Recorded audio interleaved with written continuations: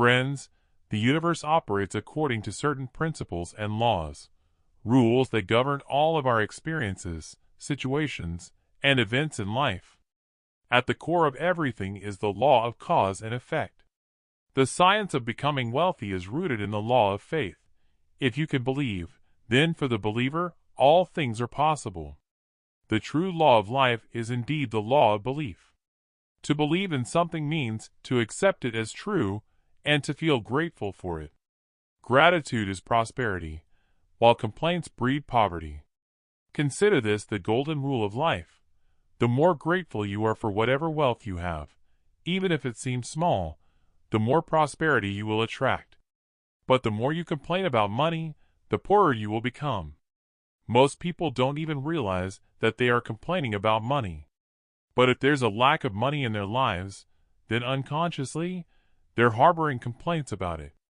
Any negative thought, jealousy, worry, or criticism about money truly creates poverty. And of course, the biggest complaints usually come when it's time to pay bills or debts. If you don't have enough money, paying bills or repaying debt can feel like one of the hardest things to do. And if you complain about bills or debts at that time, you're actually complaining about money, and complaints will keep you in poverty. If you are facing financial hardship, it means that your subconscious mind hasn't accepted the belief that you will always live in abundance and save as well. You probably know people who work just a few hours a week yet earn plenty of money without exerting much effort. Don't believe that the only way to become wealthy is through hard labor and blood, sweat, and tears. It doesn't have to be that way. Life has a more effortless approach. Do the work that you love. A person with a poverty mindset finds themselves in poor circumstances, while someone with a wealth mindset has everything they need. This world wasn't made for people to live in poverty. You can be wealthy. You can have everything you need. You will have all the money you require, and even more. Don't let anyone make you feel doubtful or ashamed about your desire to be wealthy. Wanting to be wealthy is important. It's not only okay, it's wonderful. If you can enjoy wealth with the help of your subconscious mind, why live in scarcity? So let's understand how to use your subconscious mind to attract wealth, prosperity, and abundance. Imagine a psychologist hypnotizes you and tells your mind that you're a beggar. Your subconscious mind's behavior will immediately change, and you'll start adopting the attitude of a downtrodden beggar, even imagining a tin bowl in your hand. This means that as soon as you think of something, the corresponding reactions and situations start manifesting. If your mind is told that you're rich and living like royalty, your subconscious mind will begin to imagine in that way, and you'll start seeing yourself as a king. Remember this crucial point. Your subconscious mind always accepts the stronger of two thoughts. This means if your negative thought is stronger than your positive thought, your mind will accept the negative one, even if it harms you. Many people fall victim to negative suggestions or conditioning in childhood. Back then, we didn't know how to reject or dismiss negative ideas, so we accepted them unconsciously. Here are some negative suggestions that may have led to negative programming in your subconscious mind. You might have been told, "You can't do this, you'll never succeed, you shouldn't try that." Or, "There's no chance of you succeeding." These messages may have even warned, "Trying this will only end in failure." Or, "You'll end up broke." If you've accepted these negative suggestions, you've programmed your subconscious mind negatively, fostering feelings of inferiority, helplessness, and fear.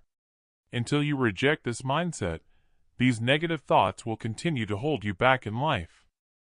As an adult, unless you reprogram your subconscious mind in a positive way, through a form of reconditioning psychotherapy, the lingering impressions of your past can lead you to act in ways that bring about failure in your personal and social life.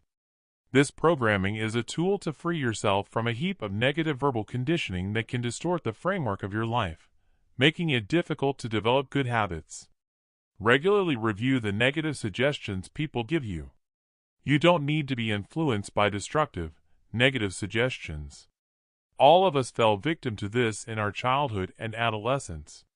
If you look back, you can probably remember how parents, friends, relatives, teachers, and peers contributed to a campaign of negative suggestions directed at you. Study what was said to you, and you'll find that most of it was negative. Much of it was aimed at controlling you or instilling fear. Negative suggestions are given in every home, office, factory, and club. The more you avoid them, the happier and more positive you will become.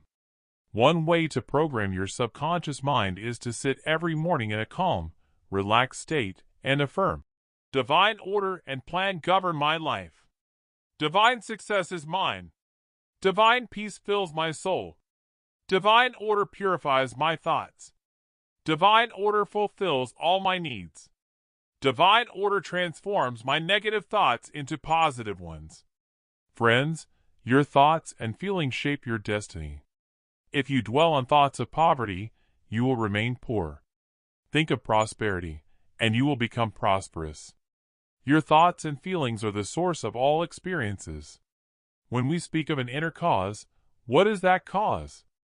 It is your own thoughts and feelings. Whatever your conscious and subconscious mind agree upon happens, whether true or false, good or bad. You are the one making choices. You are shaping your own destiny. The poverty of the mind creates poverty. If we heal the mind, all forms of poverty begin to diminish. There is no virtue in poverty, nor is there a crime in being wealthy if it is done honestly. Cheating, deceiving, and embezzling from others is ultimately self-deception. Sooner or later, in some form or another, we will receive in kind what we have given out. The person who knows the laws of the mind, who knows the truths within the Bible, understands that the source of abundance is the kingdom of God. All goodness is within. We aren't always successful in our search for wealth and prosperity. There are times when we face failure instead of success, reap poverty instead of prosperity, encounter chaos instead of harmony. This is the way of life, and we must be prepared to deal with it. We live in a world of duality. The greatest gift and challenge given to us by God is the freedom of choice. The choice between good and evil, health and sickness, poverty and wealth. This choice is ours, and we must make it wisely. Chapter 2 is about creating tangible wealth. If you desire a musical instrument, let's say a piano, I don't mean that simply imagining a piano will make it appear in your room out of nowhere. If you have the money, you'll go out and buy it, of course. But suppose you need a piano for practice, and you don't have the money to buy one. Think of a beautiful piano. See it in your room in your mind's eye. Imagine touching its keys, feel them, and appreciate the piano's strength, form, and substance. Run your hand over its surface, and believe with absolute certainty that it is there. It exists in your mind. Because initially, the piano existed as an idea in the mind of its creator. After visualizing the piano, continue to nurture that image, knowing that your subconscious mind will ensure that you receive it through a divine plan. The infinite wisdom within your subconscious will work on other minds, and your mental image will eventually materialize in ways you cannot even predict. This is the miracle of belief. A little girl from my neighborhood, let's call her Emily, had been asking her parents for months for a bicycle to ride in Central Park. She was around 8 years old, and every day, she would go to a nearby public school. She had been pleading with her parents to get her a bicycle for a long time. Her mother always gave her the same answer. "Don't bother me. You know there's a war going on, and there's no bike available." Nonetheless, the little girl kept asking for a bicycle, which greatly tested her parents' patience. The little girl acted like the boys in her neighborhood, often fighting with them, and frequently getting injured. One night I told her, "You can get a bicycle." Immediately, her eyes lit up, and she listened eagerly, asking, "Where?" I replied, "Just go to bed, close your eyes, and imagine clearly that your friends are riding your bicycle in Central Park. See their smiles. God wants you to let those without bikes enjoy your bicycle so that your gift brings them happiness. The girl responded, All right, if God wants me to do this, I'm ready. The girl imagined exactly as I had told her. The next evening, around 6 p.m., she was at a variety store with another girl. Suddenly, she began crying. A woman nearby noticed her tears and gently asked, Little girl, what's the matter? Did someone hurt you? The girl replied, No, but last night, a man came to my house and told me God would let Santa Claus know where to find my bike, and I would get it right away. It's getting dark, and I still don't have my bike. The woman was touched by this and said, He had no right to tell you that. She took the little girl to her nearby apartment and gave her the bicycle that had belonged to her daughter, who had passed away 2 years prior. The woman explained she had wanted to give the bike to a child who loved God. This is the power of faith. According to your belief, you receive what you desire. An actress once told me that she was often filled with negative and pessimistic thoughts, but clearing them led to amazing results. She would repeat 3 words, happiness, wealth, success, silently to herself while doing daily chores. After repeating them for 10 to 15 minutes, she felt inspired, and her mind would elevate. Whenever she felt herself slipping back into old feelings of despair over lack of money or contracts, she would start chanting this song of 3 words immediately. She found that these words had immense power, representing the invisible forces of her subconscious. She anchored her mind in these intangible ideas, and they began manifesting in her life. She received one contract after another, and hadn't been without work for the last 8 years. She kept achieving success after success. She learned a simple truth. Her despair and anxiety were responsible for the outward conditions and situations in her life. When she changed her mental state of fear, worry, and despair, her external circumstances automatically improved. Start singing your own silent song of victory. Happiness, wealth, success. Miracles will happen in your life. God wants you to be wealthy. Abundance, not poverty, is life's law. God is limitless, boundless, and infinite. He is the ultimate source of supply, and you always have an invisible means of support, as God's resources are endless, making your resources endless too. Your desire to be wealthy exists because God is revealing His wealth to you and saying, Son, you are always with me, and all I have is yours. This is Chapter 3, How to Pray to Become Wealthy. From the depths of the earth, you can gain countless riches: gold, silver, platinum, uranium, gas, oil, diamonds, and numerous other precious stones and metals, along with many byproducts. However, as mentioned earlier, true wealth lies within the depths of a person's subconscious mind. This is a person's inner wisdom, enabling them to discover, enjoy, and distribute the earth's treasures. Recently, I received a letter from a man who had attended my lecture. Your subconscious is a bank. I want to share a part of that letter with you. Dear author, I attended your lecture where you discussed using the subconscious mind as a bank. I had never thought of it that way before, but suddenly I realized that my thoughts, mental images, moods, and attitudes are deposits in my subconscious. I understood that I am a poor thinker because I am depositing resentment, laziness, procrastination, worry, and self-doubt into my subconscious bank. My subconscious has multiplied all these negative things, which led to an ulcer. 3 months have passed since I heard your lecture. The night I listened to it, I found myself pondering deeply about God, realizing that He is not a human-like being sitting in heaven with human flaws and weaknesses. Instead, He is boundless wisdom, inherent in all things, guiding the universe and responding immediately to my intentions. I began to declare with conviction and consciousness, God's power, peace, wisdom, and joy are now mine. His love fills my soul, and His light reveals better ways to serve humanity. Since I started depositing these thoughts in my personal bank, my subconscious mind, wonderful, creative ideas have emerged from my inner treasure trove. My business has tripled, and I am now healthy, happy, joyous, and filled with God's laughter. It's incredible. Friends, you are now rich. In a state of peace, tell yourself, I am going into the depths of my inner mind, where powerful ideas for better service and success will emerge. I know that I have inner resources, powers, talents, and abilities that I have never tapped.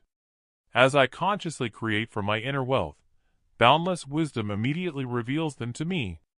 You will be amazed at how easily new ideas that come to your mind can turn into wealth. Recognize the hidden treasure within you, organize your thoughts, and act accordingly. The roots of wealth and poverty are in your mind. You need to make a clear, firm decision that you want to be wealthy and successful. Wealth is not about luck, fate, or destiny. You only have the opportunities you create for yourself. A talented young executive once told me, I work very hard and put in long hours. The suggestions I made benefited the company greatly, yet for the last 3 years, I've been overlooked for promotion. Even many of my subordinates have received promotions and raises. This man was hardworking, intelligent, and clearly dedicated. But the root of the issue lay in his unresolved relationship with his ex-wife. For 3 years, they had been entangled in legal battles over property, alimony, and child support. Subconsciously, he didn't want to earn more money because he felt that the more he earned, the more alimony the court would award his ex-wife. He even resented the interim support being awarded to her by the court. I explained how the subconscious mind works and showed him that he was unknowingly instructing himself not to earn more money. By harboring negative beliefs, he had essentially blocked himself from achieving financial success. His hostility, resentment, and desire to withhold wealth from his ex-wife had left deep imprints on his subconscious mind, and this manifested in all areas of his financial life. When you mentally want to withhold wealth from someone else, you also prevent it from coming to you.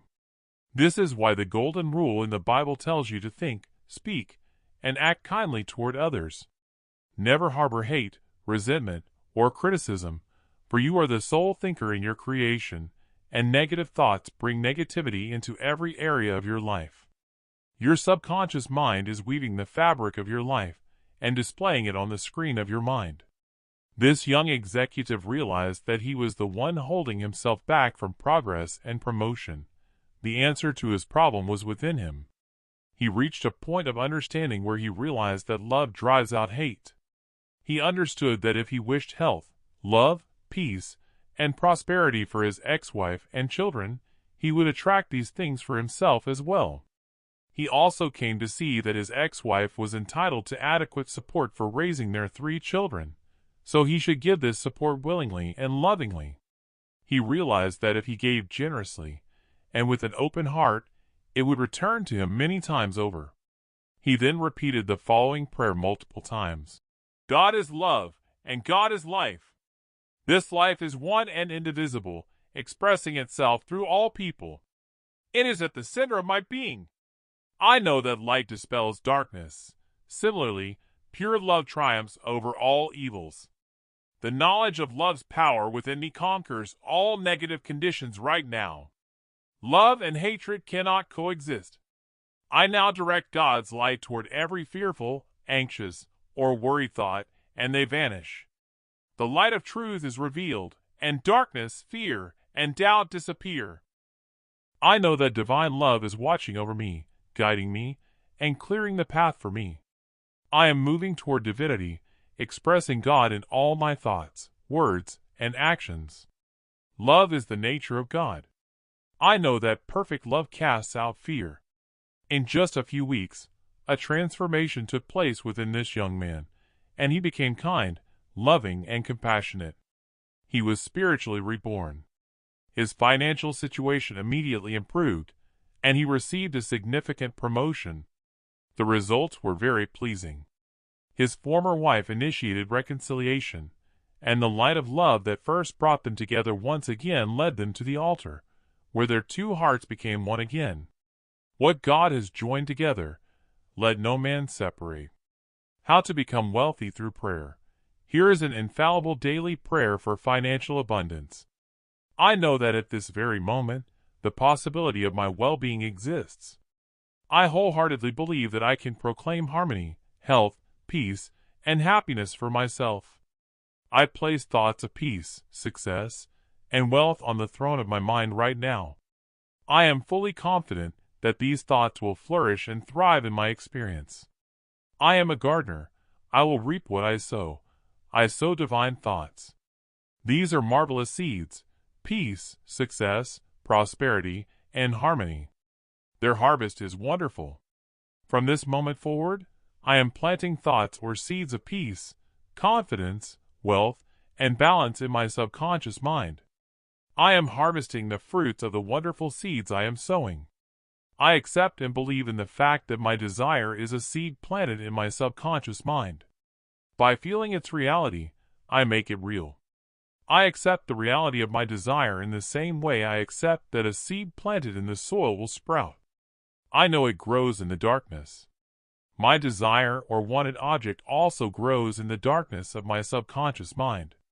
In time, like a seed, it appears above the ground and manifests as a situation, circumstance, or event. This is the true source of my ideal financial prosperity. Infinite wisdom controls and guides me in all ways. I meditate on all things that are true, honest, just, loving, and good. I focus on these things, and with my thoughts of goodness comes the power of God. I am at peace because I am the master of boundless wealth. Chapter 4. Your subconscious mind as a partner in success. The true inner meaning of prosperity is to be successful in life, achieving lasting peace, happiness, and contentment on this earth. Experiencing these is the infinite life that Jesus Christ spoke of. The true things of life, peace, harmony, integrity, security, and happiness, are intangible. They spring from the deep nature of man. Meditating on these qualities brings down the treasures of heaven into our subconscious. This is the true place where moth and rust do not corrupt, and where thieves do not break in and steal. There are 3 steps to success. The first, most important step in success is finding and doing the work you love. Until you love your work, you may not consider yourself truly successful, no matter how much the world calls you successful. When you love your work, you have a deep desire to do it. For instance, if a young woman wants to become a psychologist, it's not enough to just hang her diploma on the wall. She will want to work in that field, attend conferences, and study the brain and its functioning. She will go to other clinics and read the latest scientific journals. In other words, she will constantly be acquiring knowledge about the latest ways to alleviate human suffering because she prioritizes her patients' well-being above all. But upon reading this, you might think, I can't take the first step because I don't even know what I want to do. I have no idea what work I love. How can I choose a field I'm passionate about? If this is your situation, pray for guidance like this. The infinite wisdom of my subconscious mind is revealing my true place in life. Repeat this prayer slowly, positively, and lovingly before your subconscious mind. When you persist with faith and belief, you will receive an answer in the form of feelings, signs, or inclinations in a certain direction. It will be revealed to you with clarity and peace, and in an inner, silent awareness. The second step to success is to specialize in a particular branch of work and strive to become excellent at it. Suppose a student chooses chemistry as a profession. He should focus on one branch of his field and direct all his time and attention to that chosen area. To be an expert in any field, a person should be genuinely passionate about it. Their enthusiasm will naturally drive them to acquire more and more knowledge in their area, with a desire to know more than anyone else, if possible. They should take a deep, energetic interest in their work, and have a sincere wish to serve the world. The greatest among us must first be a servant. This attitude starkly contrasts with that of someone who is merely trying to make a living. Just scraping by is not true success. People's goals should be loftier, more noble, and altruistic. They should aim to serve others and earn their livelihood through honest work. The third step is the most important. You must ensure that your ambitions do not solely serve yourself. Your desire must not be selfish. It should benefit humanity as well. The circuit must be complete. In other words, your goal should be to serve or bring some good to the world. If you work only for your own gain, you do not complete this essential circuit. You may appear successful, but the short circuit you've created in your life may eventually lead to limitations or health issues. At this point, you might be thinking about someone you've seen on TV, a person who made millions by fraud in the stock market. He seems very successful, and you might doubt that he cares about benefiting humanity in any way. Such cases are common, but we must carefully understand the reality behind them. A person may seem successful for a while, but wealth acquired by deception often disappears just as quickly. Furthermore, when we cheat others, we ultimately cheat ourselves. The mentality of lack and limitation that drives such behavior manifests itself in other aspects of life: our bodies, our family lives, and our relationships. Whatever we think and feel is what we become. Whatever we believe in becomes our reality. A person who accumulates wealth dishonestly cannot be considered truly successful. There is no success without inner peace. What good is wealth if a person cannot sleep at night, is sick, or is plagued by guilt? I once met a criminal in London who shared some of his exploits with me. He had accumulated great wealth and lived in luxury in a house on the outskirts of London. In the summer, he would indulge in luxury in a house in France. Yet, he could not rest. He was always afraid that Scotland Yard would arrest him at any moment. He had many internal problems, which likely arose from his constant fear and deep-seated guilt. He knew he had done wrong. This deep sense of guilt attracted many troubles to him. Later, I heard that he eventually surrendered himself to the police and served a prison sentence. After his release, he sought psychological and spiritual guidance, which transformed his life. He began working a job and became a law-abiding, honest citizen. For the first time in his life, he felt happy because he had found something he loved to do. A successful person loves their work and expresses themselves fully through it. Success is not just about accumulating wealth. It depends on a higher ideal. A successful person is one who has gained deep psychological and spiritual understanding. Today, many great business people emphasize the correct use of the subconscious mind for success. They approach new projects as if they are already completed. By visualizing the outcome and feeling the results of their prayers, their subconscious mind fulfills these projects. If you can visualize a goal clearly, you will receive what you need. These things will come to you through the miraculous power of your subconscious mind in ways you could not foresee. When considering the 3 steps to success, never forget the creative powers of your subconscious mind. This is the force behind every step in any success plan. Your thoughts are creative. When combined with feeling, they become imagination, faith, or belief. As you believe, so shall it be given to you. When you realize that there is a powerful force within you capable of manifesting all your desires, you will feel a sense of confidence and peace. Whatever work you do, you must learn the laws of your mind. When you know how to use the power of your mind and are fully expressing yourself, you have reached true success. If you are benefiting others with your talent, you are on the sure path to true success. If you are involved in God's work or any of its parts, God is with you. In that case, there is no force on earth or in the sky that can stop you from reaching success. Chapter 5 is about your subconscious mind and happiness. William James, the father of American psychology, said that the greatest discovery of the 19th century was not in the field of physics, but the discovery of the power of the subconscious, inspired by faith. Every person has an unlimited reservoir of power that can defeat any problem in the world. True and lasting happiness will come into your life the day you realize that you can rise above any weakness. When you realize that your subconscious can solve your problems, heal your body, and bring you prosperity beyond your dreams, you will experience true joy. You were probably very happy when you got engaged to your life partner, when you graduated from college, when you got married, when your child was born, or when you achieved a major victory or award.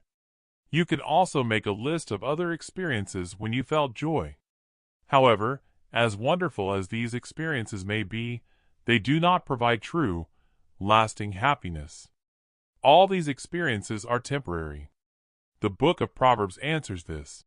Blessed is the one who trusts in the Lord. When you trust in the power and wisdom of God, or your subconscious mind, to lead, control, and guide you in all areas, you will become balanced, calm, and at ease. When you radiate love, peace, and goodwill to everyone, you are building a skyscraper of happiness in your life. Friends, you must choose happiness. Happiness is a mental state. The Bible says, "This day you choose whom you will serve." You have the freedom to choose happiness. It seems easy, and indeed it is, but perhaps that is why people stumble on the path to happiness. They fail to see the simple key to it. The great things in life are simple, progressive, and creative. They bring well-being and happiness. St. Paul tells you how you can lead a life full of power and joy by thinking in a certain way. Finally, brothers, whatever is true, whatever is honorable, whatever is just, whatever is pure, whatever is lovely, whatever is commendable, if there is any excellence, if there is anything worthy of praise, think about these things. Start each day by saying to yourself, "Divine providence governs my life today and every day. All things work together for my good today. This is a new and marvelous day, and no day like this has ever existed before. I will receive divine guidance all day long, and I will succeed in everything I do. Divine love surrounds me. I am at peace." Whenever my thoughts drift away from goodness and creativity, I will instantly think about something beautiful and good. I am a spiritual and mental magnet. I attract all things that bless and enrich me. Today, I will succeed in everything I do, and I will certainly be happy throughout the day. Start each day like this, and you will choose happiness. You will be happy and full of joy. Many years ago, I stayed at a farmer's house in a small village on the western coast of Ireland. My host was always humming and whistling. He was so cheerful that I asked him the secret to his happiness. "It's my habit," he replied. "When I wake up in the morning and when I go to bed at night, I bless my family, my crops, my animals, and I thank God for the wonderful harvest." This farmer had developed this habit more than 40 years ago. As you know, regularly repeated thoughts reach the subconscious and become habits. He understood that happiness is a habit. You must have the desire to be happy. There is something important to remember about happiness. Your mind must truly want to be happy. Some people have been so stressed, sad, and depressed for so long that if they suddenly receive wonderful news and feel happy, they will react like the woman who once told me, "Being so happy isn't right." They are so accustomed to their old mental patterns that happiness feels unfamiliar to them. They are eager to return to their familiar, stressed, and sad state. I know an elderly woman in England who had suffered from arthritis for many years. She would tap her knee and say, "My arthritis is in bad shape today. I'm not going outside." Arthritis was making me unhappy. Because of this condition, her children and neighbors took great care of her. In fact, this is why she preferred her arthritis. She liked her pain. On a subconscious level, she didn't want to be happy. I suggested a method of treatment to her.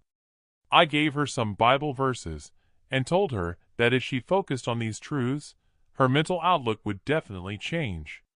Her faith and belief would heal her. She wasn't interested, though.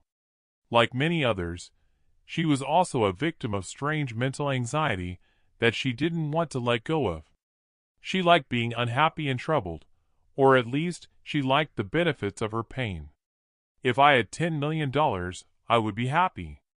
Wealth in itself cannot make you happy. On the other hand, it is not an obstacle to happiness either. Today, many people try to buy happiness by purchasing things: the best television, the latest car, expensive designer clothes, a farmhouse. But happiness cannot be bought or found in this way. The kingdom of happiness lies within your thoughts and emotions. Many people think that they need an event to generate happiness. Some say, if I become the mayor, the CEO of the corporation, or if my picture appears on the society page of the newspaper, I will be happy. The truth is, happiness is a mental and spiritual state. Promotions or external honors cannot give you happiness.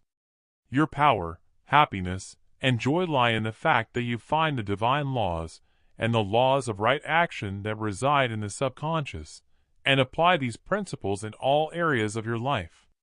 So friends, we'll end today's audiobook here, and I'll see you with another new, wonderful audiobook.